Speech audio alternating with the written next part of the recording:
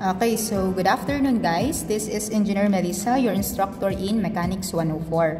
So on this video, I will be discussing problems for the shear and moment diagrams. So I will be giving 4 or 5 more problems in order for us to understand better the concept of illustrating the shear and moment diagram. Okay? So before we proceed, let's have a quick review on the steps we have discussed last meeting. Okay, so for our step 1, we will compute the reaction. Okay, reaction. And then next is to have exploratory section or exploratory lines. Okay, so for this one guys, yung reaction, it is very crucial kasi nga sabi ko nga nung first meeting natin, parang domino effect yan. Na pag mali na po yung reaction, mali na po lahat. Okay, so double check or triple check po natin yung magiging reaction natin. Okay? And then, exploratory lines. Yung exploratory lines po natin in between segments or in between loadings. Okay? In between loadings. And then, the third one, pag meron na po tayong exploratory lines, gamitin na po natin yung equation po natin that the resisting shear is equal to the summation of forces vertical nung nasa left side nung ating section, considered positive force or upward forces positive, and then downward negative. And then, for the resisting moment, we have the summation of moment on the left portion. Okay?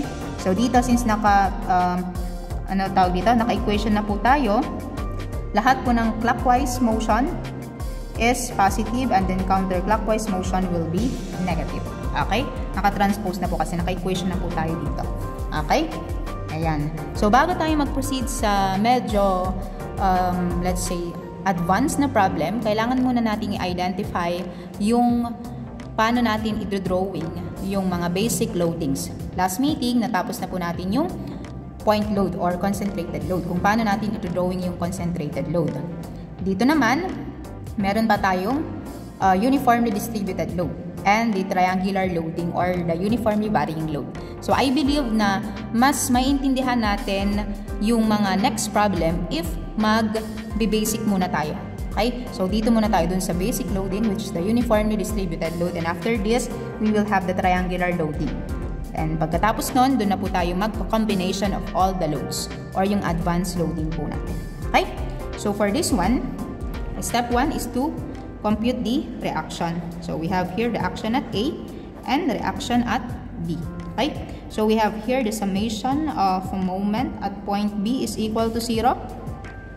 So, negative RA by 3 meters. And then, yung ating load plus 2 kilonewton per meter multiplied by 3 meters. Tapos, yung kanyang moment arm. So, again, just a review. Convert mo yung uniformly distributed load into a point load.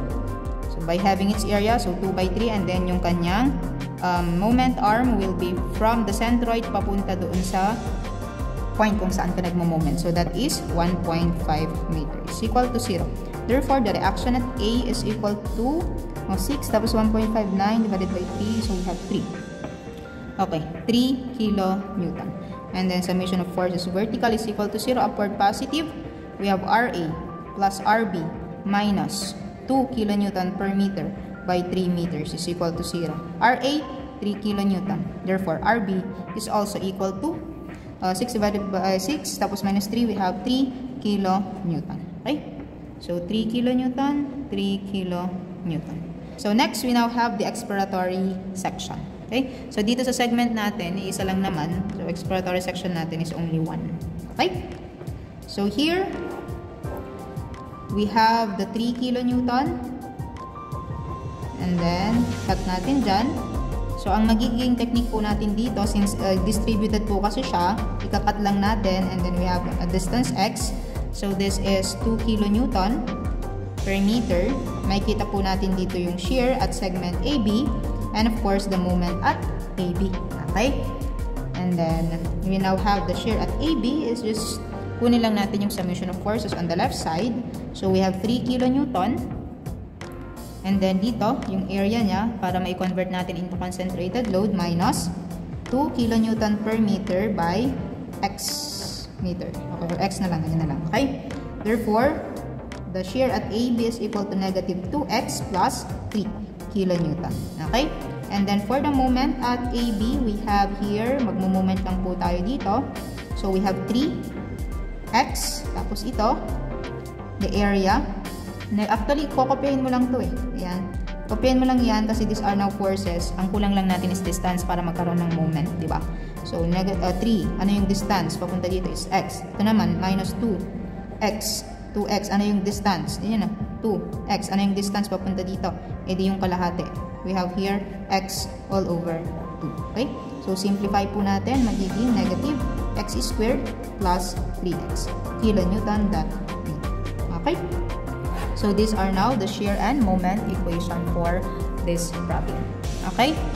So, ready na po tayo to plot the diagram. So, ang gagamitin natin ditong distance is 0 meter to 3 meters, no? Okay? Yan. So, gumamit tayo ng straight edge para po mas malinis yung drawing natin yan. PRC license. Para ma-inspire po tayo na i-pursue yung engineering. Ayan. Anyway, expired naman na to. Expired na. So, this is to inspire, not to brag. Charot. Okay. So, we have here shear at shear diagram. So, positive and negative. Okay. So, shear at A. So, sa shear at A po natin, you will just substitute x with 0. So, we have 3. Okay. Positive 3 kilonewton. And then, for point B, substitute x with 3. So, negative 2 tapos 3. So, we have negative 6 plus 3. We have negative 3 kilonewton. Okay? Negative 3 kilonewton. Okay? And then, connect the dots na po tayo. So, this is a 0-degree curve, no? 0-degree curve. So, straight line lang po yung kasunod. Review po. Pag horizontal line, consider as 0 degree. Susunod sa 0 degrees, a 1-degree curve. Okay, straight line lang po siya, tapos meron lang pong slope. And then next to 1 degree is 2-degree curve. So, ito na po yung ating curvature, may curvature na. Sa next problem, mapapag-aralan po natin kung paano i-drawing yung curvature. Okay? So, from here 3, papuntang negative 3, straight line. Ayan. So, we have here now the shear diagram. Okay? And then next for the moment diagram, positive, negative. Okay, so at moment at A, gagamit po tayo ng distance x na 0. So the moment at A is also equal to 0 kasi yan, substitute 0. Okay, and then at point B, x is equal to 3. So magiging negative x squared plus 3x. Calculate, we have 3. So we have 0 also. Okay, 0. So for this one, okay, hindi po diretso yan ha. Okay. Meron po tayong tinatawag dito na point of zero shear. Okay? Point of zero shear. Point of zero shear. Ang ibig sabihin, dito sa point na to, 0 po yung value ng shear force. Kasi, yan o, di ba, this is the horizontal line, 0 yan. Positive, negative. So, 0 po yung value ng shear yan. So, take note na sa point of zero shear po natin, in the point of zero shear,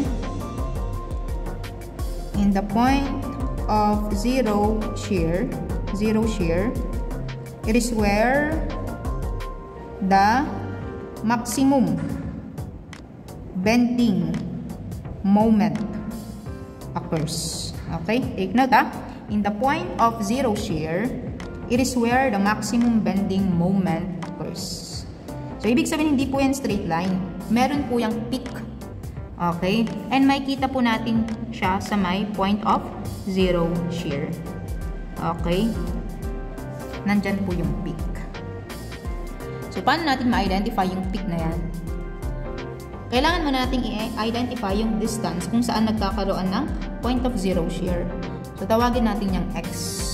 So, paano natin yung malalaman yung distance x? With the use of the shear equation. Diba? Tawagin natin yung A prime. So, the shear at A prime is equal to 0. Tama? The shear at A prime is equal to 0.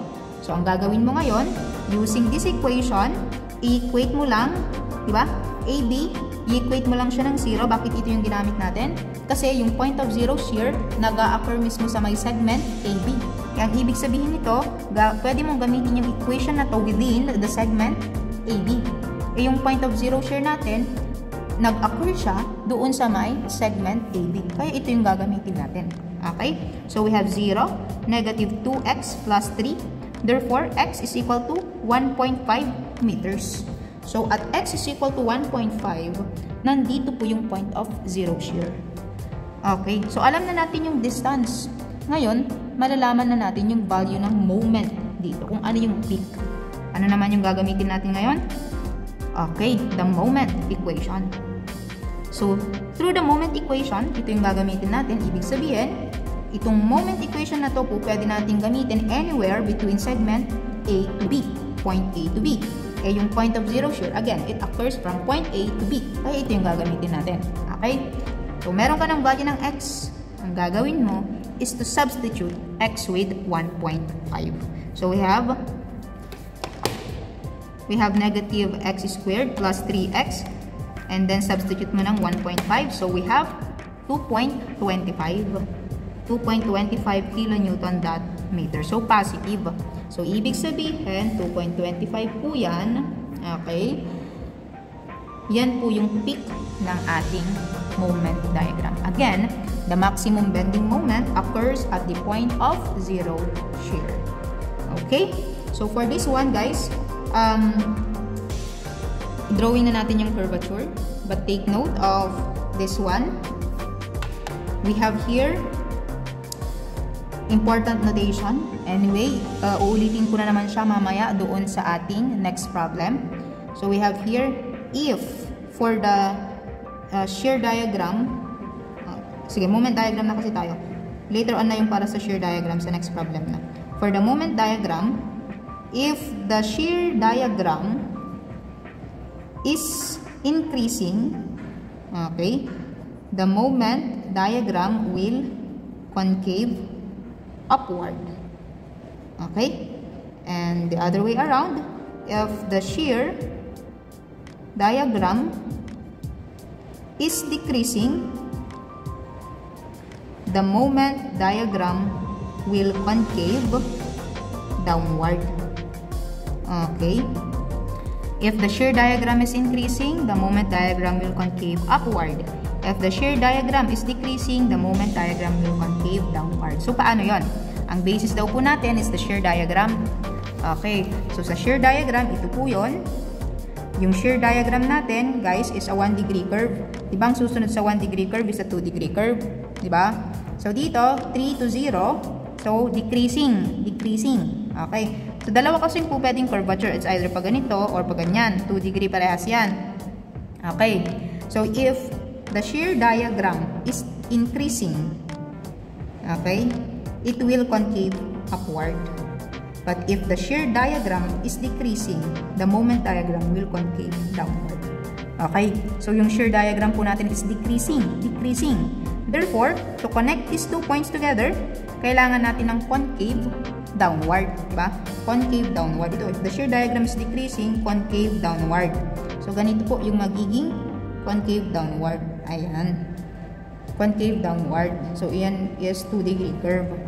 Tapos dito, from 0 to negative 3, decreasing ulit siya. Decreasing. Therefore, gamit tayo ulit ng concave downward. Okay? 2-degree ulit yan. So, ito na po yung ating moment diagram. Okay, so, pansinin niyo po yung mga yun, ha? Pag meron tayong point of zero shear, nandun po yung peak or the maximum bending moment. Okay? Madali lang naman i-identify kung concave upward or downward yung drawing. Kasi for example, ito, pag mali yung illustration mo, concave upward ka, ganyan yung magiging illustration, di ba? Okay. Tapos may ganyan. Mali na. So, dapat gamitin mo itong notation natin dito. Okay? Pag concave downward, ganito. Concave upward, ganyan. Okay? So, ayan. So, more of this problem later on dun sa mga next examples po natin. Okay, more illustration.